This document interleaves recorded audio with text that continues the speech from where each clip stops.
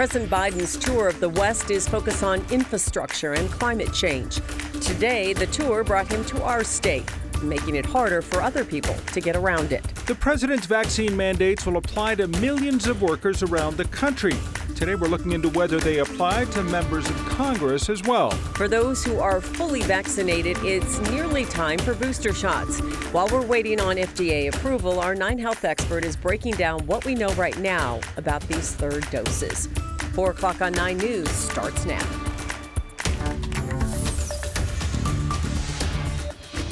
So between the potential for some storms along the Front Range and a presidential visit, DIA is experiencing some flight delays this afternoon. The president flew into Colorado this afternoon after stops in Idaho and California, pitching his plan for some major investments meant to help in the fight against climate change. Climate change is current today, not next year, not 10 years from now. We have to make the investments that are going to slow our contributions to climate change today, not tomorrow. So talking about climate and the weather, we're going to talk about the chance for storms with Danielle coming up in just a few more minutes. But right now, we're talking about more than 200 flights being delayed out at DIA. 9 News reporter Katie Eastman got out to DIA early, ahead of the traffic, and she was there when Air Force One landed. Air Force One touched down at DIA just after 1 Tuesday afternoon, with President Biden on board. It's the first visit of his presidency and the first public appearance here since before the pandemic.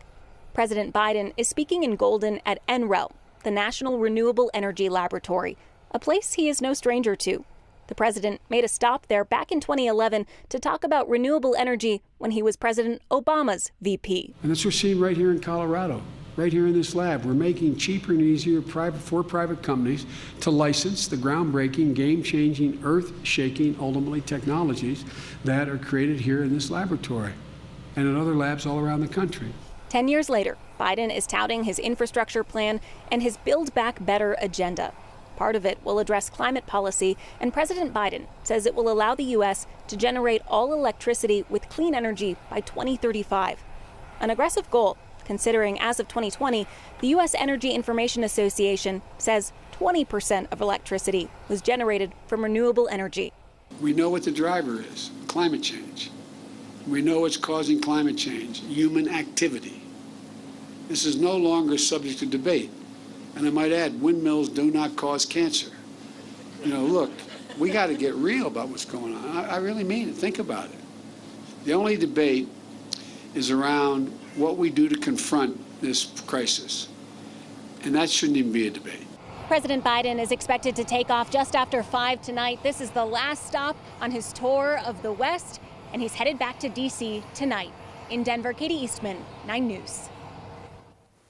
And right now, the president is finishing up his tour of NREL and is headed back to DIA, so you can expect more airport delays and traffic delays for that matter. We're going to keep you updated on 9 News. Yeah, a lot to consider if you're involving the airport in your plans today. Now, there is other political news as well made in Colorado. Republican Heidi Ganahl announcing today that she is running to be Colorado's next governor, kicking off her campaign early this morning outside of a diner in her hometown of Monument.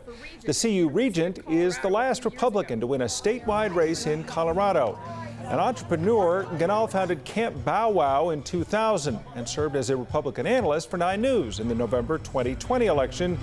Ganahl now joins former Parker Mayor Greg Lopez in the race for the Republican nomination.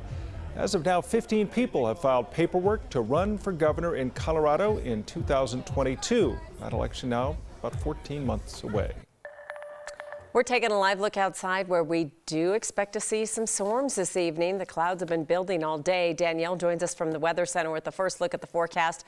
Danielle, everyone says, okay, maybe a little rain, but please no hail. That's it. And please no whatever, you know, not in my area. Yes, I hear you. I hear you. And you know what? I think most of those storms that are hail producers are going to be primarily in southeastern Colorado, and that's where we have the severe thunderstorm watch that will go in effect. Well, it's already in effect and will continue until at least 9 p.m. tonight. A couple of showers, though, forming forming in the foothills could make their way into the Denver metro area within the next hour or two. So not necessarily ideal for a lot of folks that are going to be heading out of work and on your way home. As we zoom in here to the metro area, you can still see on the west side of town, out toward Broomfield, kind of heading out toward Golden, and then further to the south in southern Jefferson County, some light rain showers, perhaps a rumble of thunder, a bit of lightning out there, with a severe thunderstorm warning going until about 4:30 in El Paso County, with some large hail in that one. But really, I think the showers should be hit or miss here across the metro area, with those stronger cells positioned off to the south and to the east. This takes us to about 7-8 o'clock tonight, and you can see our skies already clearing here for the metro area. This is our vantage point from Cheeseman Park. You can kind of see just off to the west, kind of some darker skies, a little bit further to the north, a little bit of blue. The winds have been kicking up with these thunderstorms that are forming, 20 to 30 miles per hour, depending on where you are. Temperatures, though, a nice cool off today in the upper 70s, low 80s for the metro area, much of eastern Colorado, some 60s and 70s way up high. So I'm going to keep an eye on radar for you this evening. We'll be monitoring these storms. Tomorrow, however, another warm-up is on the way. Plus, we'll be talking about 90-degree heat making a comeback. A look ahead to the weekend, guys. All that in just a few minutes. Danielle, thanks. We are learning new details about previous incidents that took place at Glenwood Caverns in the last 15 years. It turns out there have been more than a dozen incidents that have resulted in injury, but the park has never been held liable. 9 News reporter Darius Johnson spoke to our legal analyst about the rights of parkgoers. Documents obtained by our partners at the Denver Gazette details the incidents resulting in injury at Glenwood Caverns Adventure Park. Well, there's a number of factors to look into because if there are a number of accidents of the same nature, for example, the same ride or the same type of mechanism is failing, well, that can certainly increase the park's liability. 9 News legal analyst Whitney Traylor is referring to the Alpine Coaster. That's the one ride or one of maybe a few rides where the rider has some control about the speed and braking and how quickly they brake. According to documents, there's been nearly a dozen incidents the Colorado Division of Oil and Public Safety investigated, resulting in injuries since 2007. 2 children were thrown from the ride and a woman broke her back after failing to brake. The state determined she was at fault. I think the biggest issue here and in any of these accident type issues is the actual document that was signed, essentially a waiver of liability, which they require all patrons to sign before they come in. The park requires everyone to sign a waiver, but many don't understand the rights being waived. You're signing a document saying, yep, I'm assuming the risk, I understand that, and the document goes further and says, we're not liable. We're not liable even if it's our own negligence. These rides are inspected on a yearly basis, which makes it hard to present issues surrounding the death of Juan Gail Estefanos. Now, another issue could be, well, it should have had a shoulder strap, but there they've went through the safety inspections, it's met all the requirements, so the company's going to say, we've never had an issue before. I'm Darius Johnson, 9 News. Our legal analyst also suggests that anyone visiting an amusement park check the park's website to see if they do require a waiver. That way you can read it and then make your own determination as to whether or not you want to get on a ride or not. A 70-year-old man from Clear Creek County will go on trial accused of killing 2 young women in Breckenridge back in 1982. The judge in the case made the decision today after a 2-day-long preliminary hearing. 9 News crime and justice reporter Matt Jablow was in the courtroom in Fairplay. Matt, you learned a whole lot more about this case. We sure did, Kim. For starters, we learned what linked the 2 murders, according to prosecutors. An orange sock that one of the victims was wearing that matched an orange sock found at the other murder scene. Prosecutors say Annette Schnee and Bobby Joe Oberholzer were shot to death on the same day in 1982. They were both hitchhiking home from Breckenridge a few hours apart. Prosecutors say the 2 women were killed by the same man, Alan Phillips.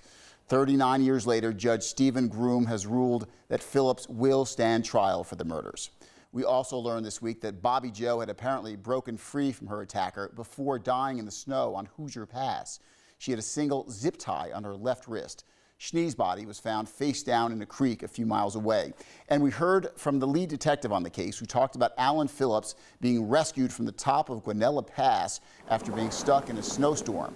It happened just a few hours after Annette and Bobby Joe went missing and not far from the areas where their bodies and their belongings were eventually found. The same detective also told us how Phillips was eventually caught earlier this year. His DNA matched the blood found on a glove of Bobby Joe's that was found the day after she disappeared. Phillips is now being held without bond. A trial date has not yet been set. He's due back in court in December. Kim? Thank you, Matt. And I know that this needs to go through the process, but for families, this is finally, so many years later, they're getting something. It could take a while, but they will, hopefully. All right, thank you.